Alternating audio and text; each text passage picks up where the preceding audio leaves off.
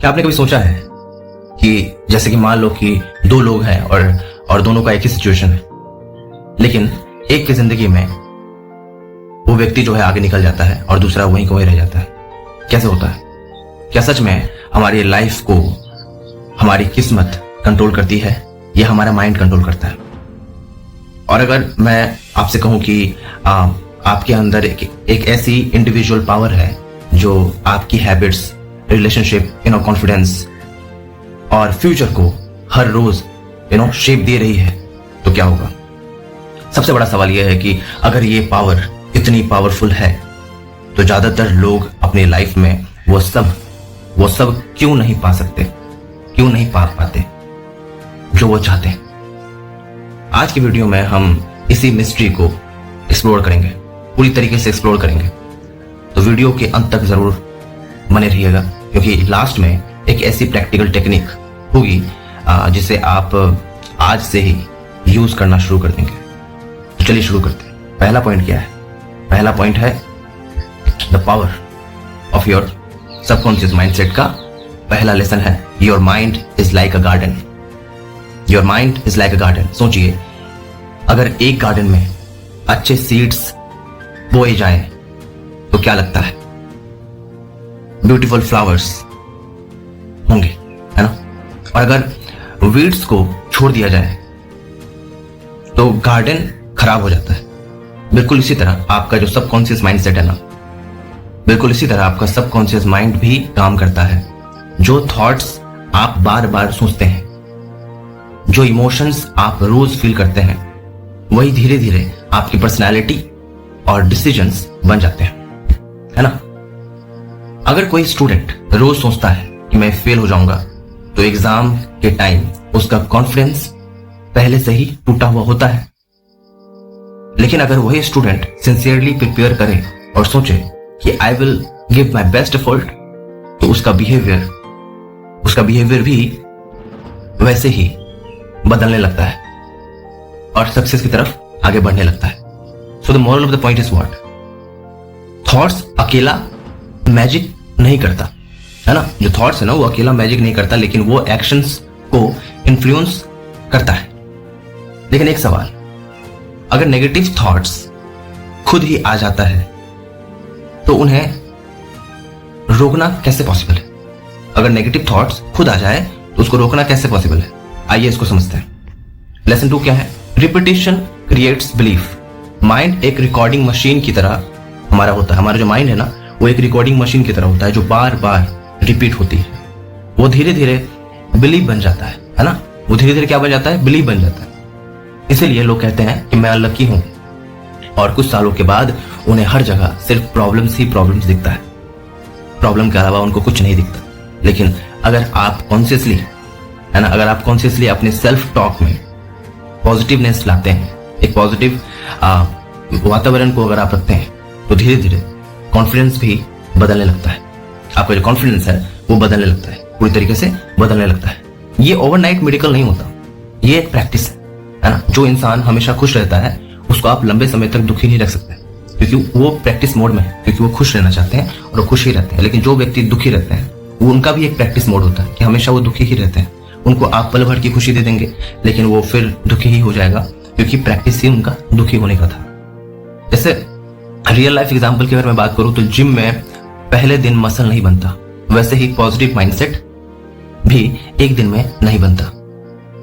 Consistency ही secret है। Secret क्या है? कंसिस्टेंसी है। लेकिन सिर्फ पॉजिटिव सोच लेने से काफी नहीं है, बिल्कुल नहीं है। अगले पॉइंट में सबसे बड़ी गलतफहमी क्लियर होगी। लेसन 3 क्या है? एक्शन कंप्लीट्स द थॉट, है ना? Action completes the thought. बहुत लोग सिर्फ इमेजिन करते रहते हैं और करते ही चले जाते हैं, लेकिन एक्शन नहीं लेते। माइंड डायरेक्शन दे सकते हैं, है ना? माइंड डायरेक्शन दे सकते हैं। वॉकिंग आपको ही करनी पड़ेगी, है ना? माइंड डायरेक्शन दे सकती है, लेकिन वॉकिंग आपको ही करनी पड़ेगी। अपॉर्चुनिटी देखना और उसके लिए मेहनत करना, ये दोनों साथ चलते हैं। तो dreams plus action equals to progress. सिर्फ ड्रीम्स इक्वल्स टू फ्रस्ट्रेशन होता है।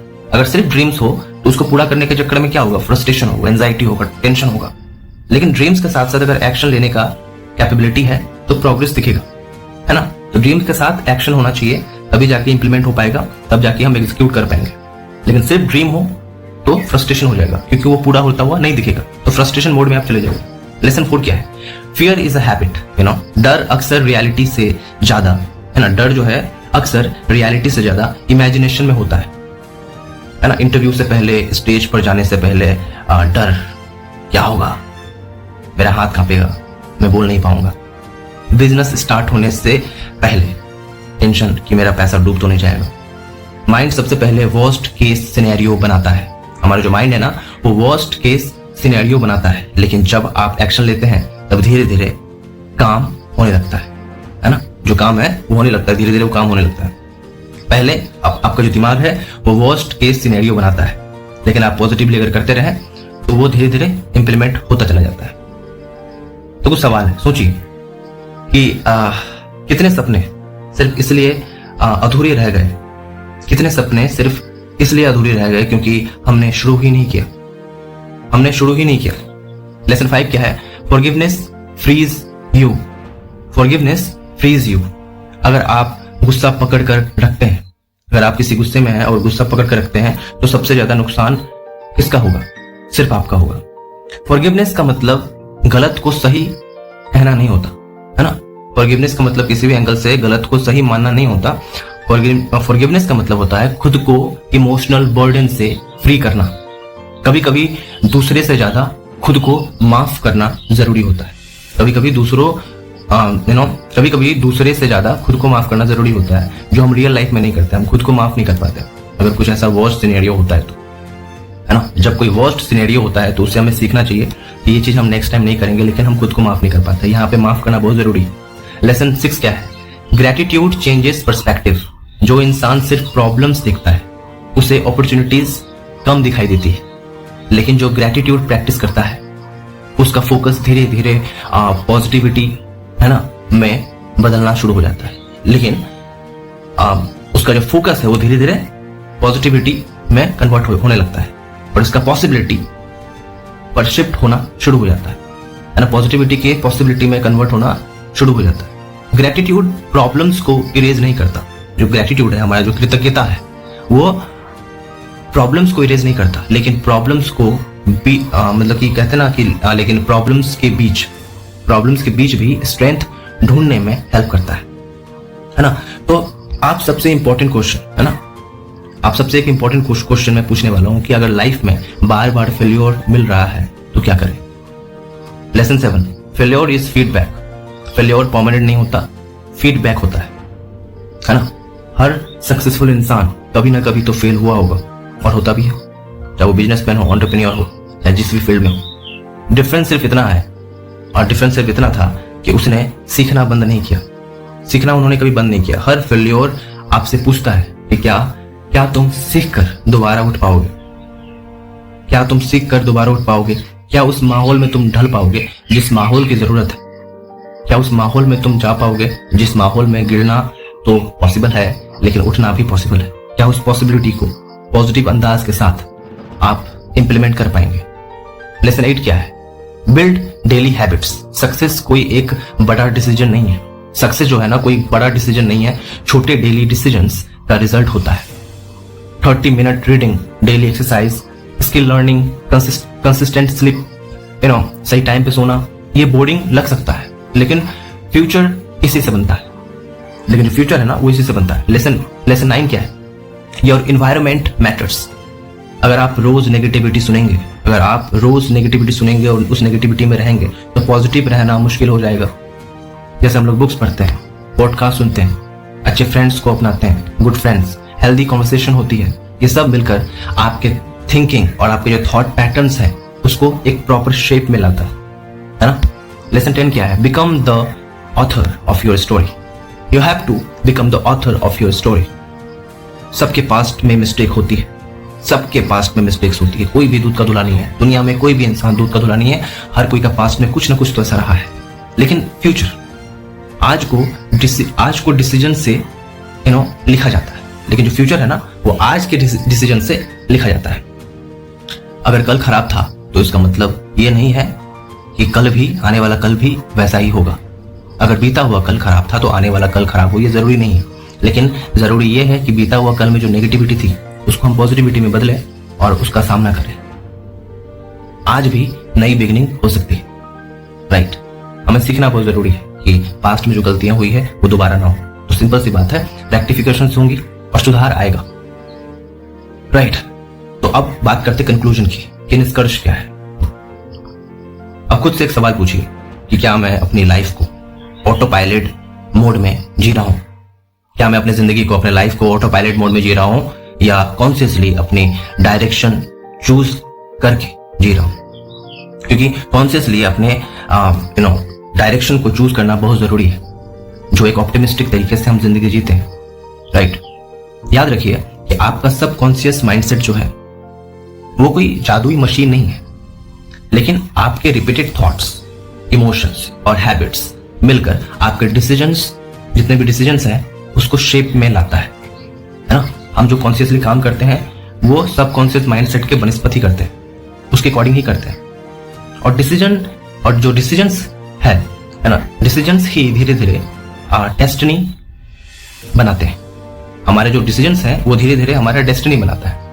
इसलिए आज से 3 काम शुरू कीजिए। पहला है पॉजिटिव और रियलिस्टिक सेल्फ टॉक। आपके साथ ऐसा होता है कई बार कि बहुत सारी बातें होती है, तो सेल्फ टॉक करना बहुत जरूरी है, खुद से बातें करना।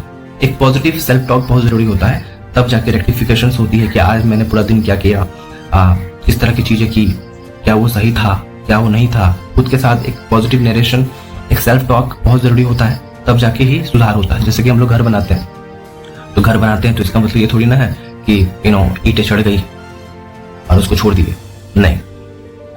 हम उस पर पानी मारते हैं, पानी डालते हैं ताकि वो मजबूत बने, है ना। उसी तरीके से जो भी आपने दिन में किया उसके साथ, उस पॉइंट के आधार पे जो है आपको सेल्फ टॉक करना बहुत जरूरी है, खुद से बातें करना बहुत जरूरी है इन अ पॉजिटिव मैनर कि क्या गलतियां थी और उसको हम कैसे सुधारें, राइट।